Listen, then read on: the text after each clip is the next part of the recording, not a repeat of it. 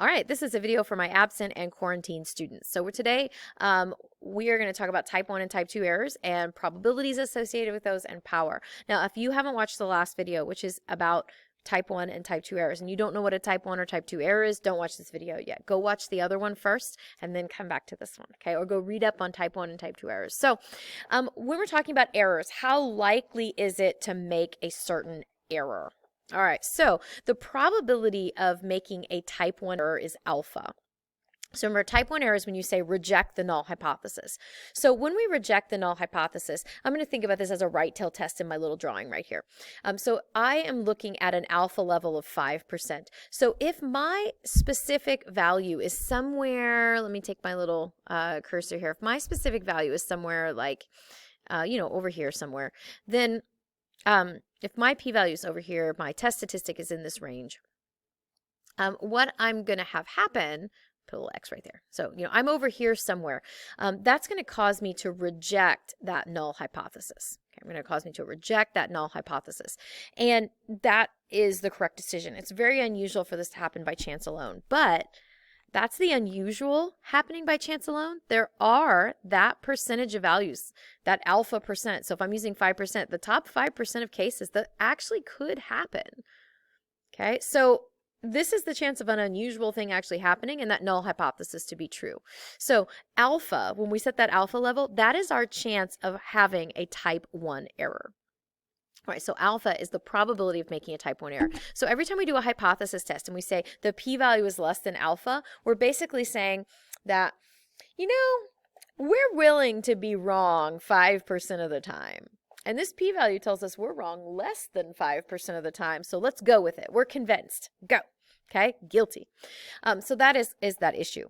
Now, this is, again, that level of significance. The other is the probability of making a type 2 error, and this is a little bit more difficult to see.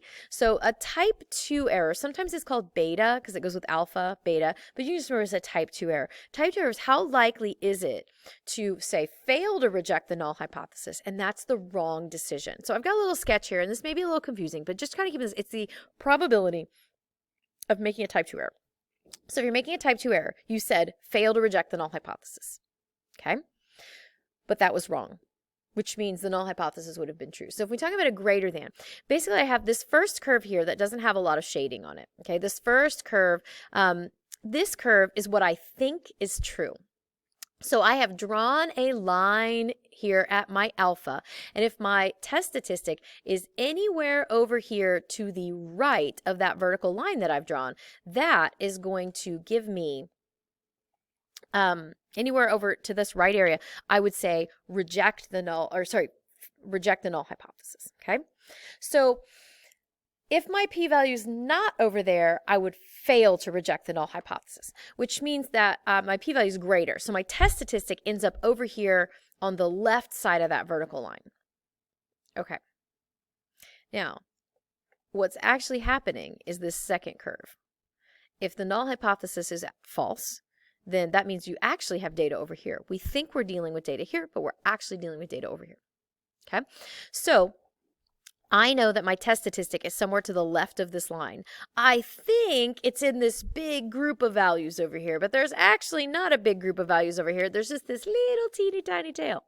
So the probability of getting a number to the left of where I drew my line in the sand alpha-wise, that critical value for alpha right there, is actually this percentage right here. Okay. Now, on the other side of that, is something called the power of the test. The power is 1 minus beta. It is the probability of correctly rejecting the null hypothesis. So up here, if the null hypothesis is true, I'm going to reject 5%, 1% of the time. Okay, over here in this right tail region or left tail region or whatever. But if that null hypothesis is true, that's the time it's the mistake. But in reality, if my power here, so I've got my second curve, this is what's actually true.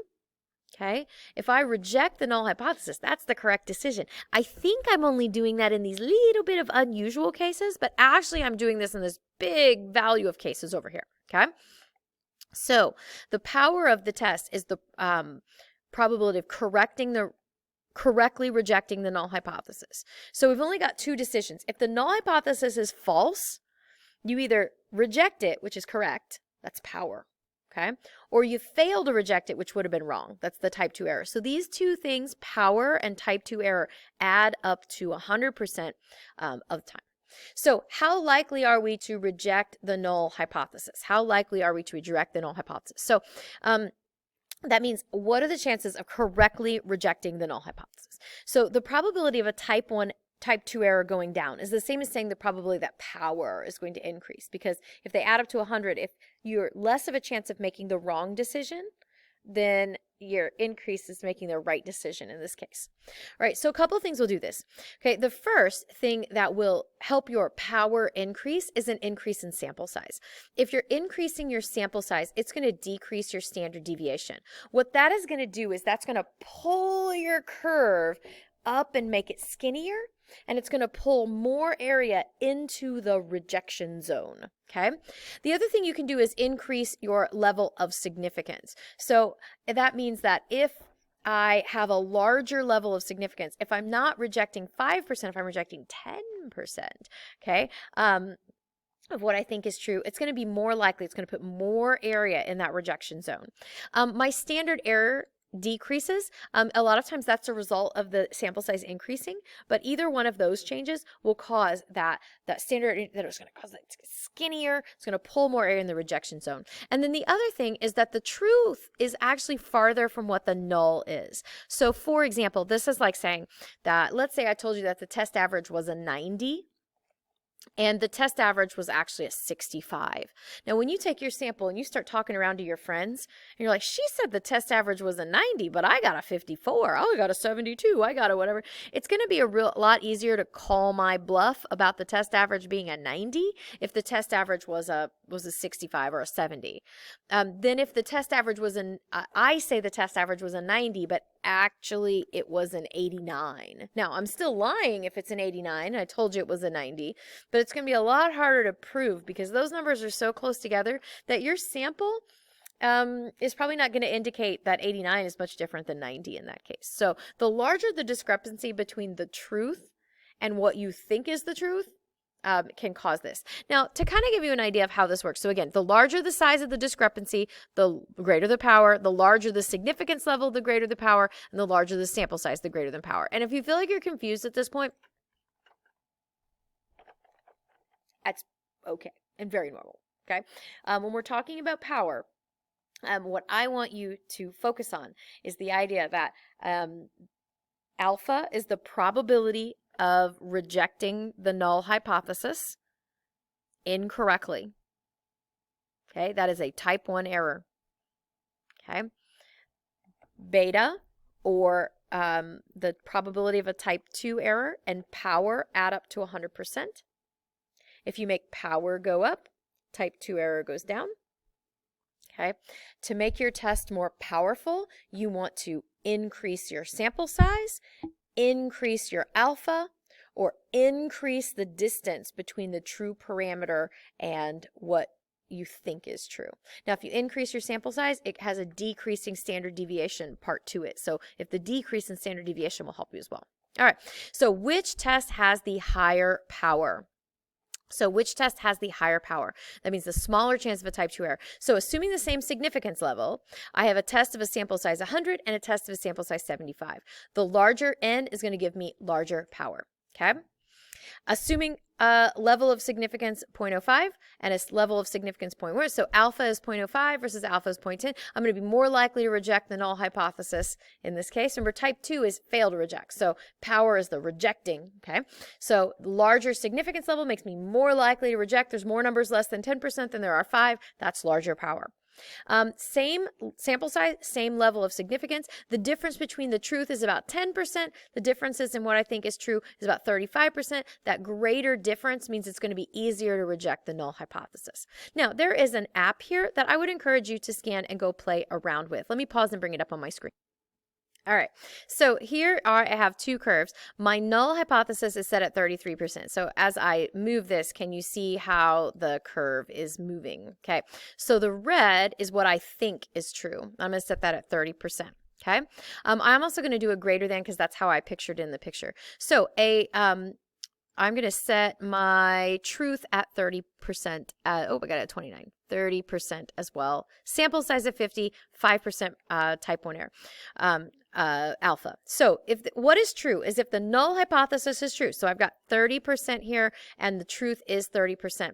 The probability of a type 1 error is that red portion. That means if it's true, I shouldn't reject the null hypothesis, but I will if I get a test statistic out there in that unusual zone. So there is a chance that I would reject the null hypothesis in that case. So alpha is the chance of us being wrong if the null hypothesis is actually true. It's the chance of actually getting an unusual result because sometimes unusual things happen.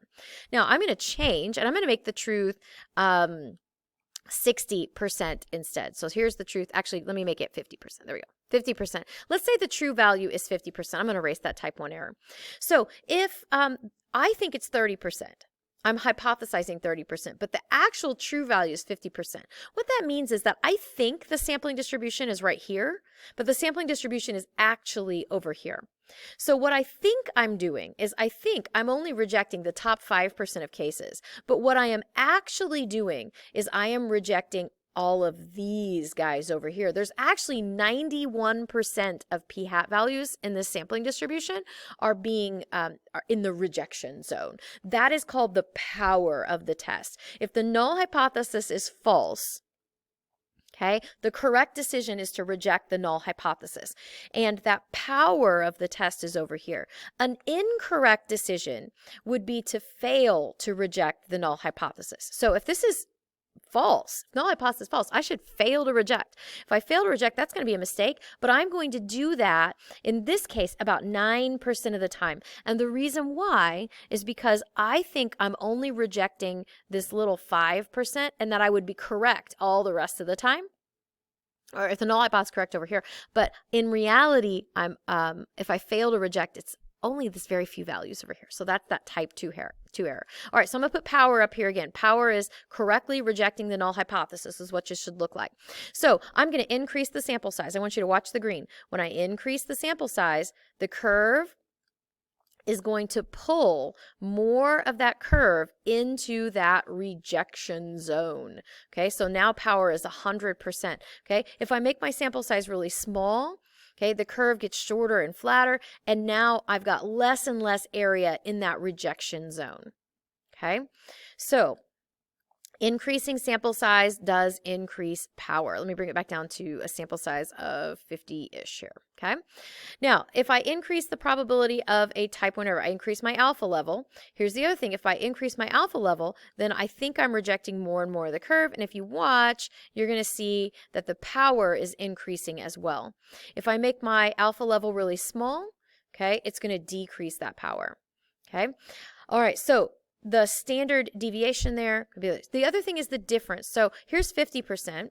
If I make it 20%, okay, oh, that's not going to work for this one. How about 35? If I have 35 versus 30, that's not very much different. See how small that green is? So as I make the discrepancy bigger, more area moves into that rejection zone, which increases the power. So play around with this site. I love it. It's fun. You can kind of see, you can make some changes and see how power and what power is and type 2 error and stuff like that, okay?